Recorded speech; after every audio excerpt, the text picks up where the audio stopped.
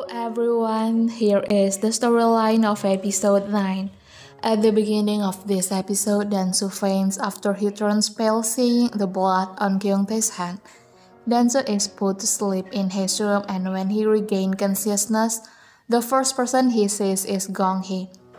Gong-hee is very worried about Dansoo to the point of thinking that Dansoo might have an illness. But Dansoo knows best why he fainted, and he still doesn't want to share the reason with anyone, so he just tells Gong-hee that he is fine. A few moments later, Gong-hee gives a small white doll to Dansoo, which turned out that the doll actually belongs to Dansoo, where when they were little, the doll was Dansoo's loyal friend, and when the doll was a little torn, Gong-hee was the one who fixed the doll for Dansoo. Now that he got the doll back from Gong-hee, he didn't expect that Gong-hee still kept the doll and even gave it to him. The next day, Myung-ja tells Kyung-bok about what happened to Dansoo, and Myung-ja concludes that Dansoo fainted and was weak because he grew up without proper food, so in the future she will make delicious and healthy food for Dansoo. Then Kyung-bok also asks Myung-ja if the rent money given by Dansoo is enough to handle the increase in the shop rent, while Myung-ja has given a discount to Dansoo because Myung-ja feels sorry for Dansoo. Here, Myung-ja tells Kyung-bok that they can definitely handle the increase in the shop rent if they continue to save. Their conversation is overheard by Dansoo, and Dansoo decides to ask for an advance salary from Chairwoman Hwang to be able to pay the rent for a year in advance. Chairwoman Hwang is momentarily crushed by Dansoo's spoiled living, but Secretary So prevents Chairman Hwang from spoiling Dansoo again.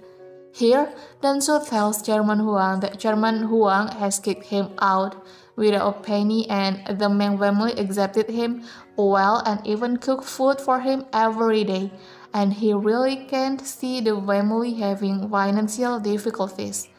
Dansoo also told Chairwoman Hwang that he did not ask Chairwoman Hwang to unfreeze his credit card. He only wanted to receive 3 months' salary in advance. Dansoo's words succeed in making Chairwoman Hwang melt, and he gives what Dansoo asks for.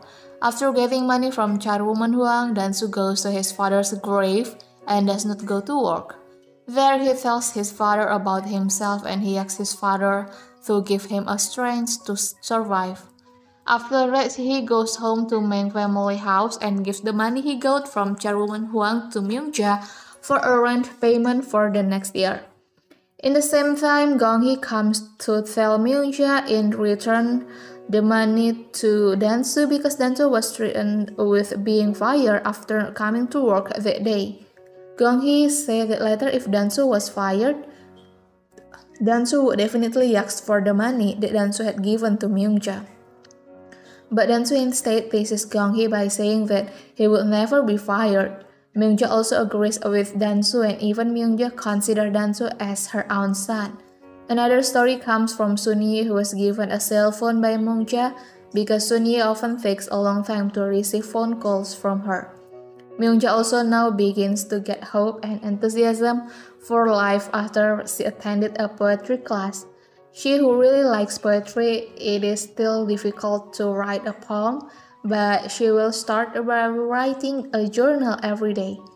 In this episode, there is also Gong-boo who feels difficult because he started dating a younger woman, and there is Hong-dan who will prove that she is not menopaused. She plans to have sex with a man and hope to get pregnant from the man. At the end of this episode, there is Dansoo who has a nightmare, and Gong-hee who is worried approaches Dansoo, where Dansoo pulls Gong-hee's hand, and when Dansoo wakes up, their faces are very close to each other. Okay everyone, that's the storyline this time. Thank you for watching my video.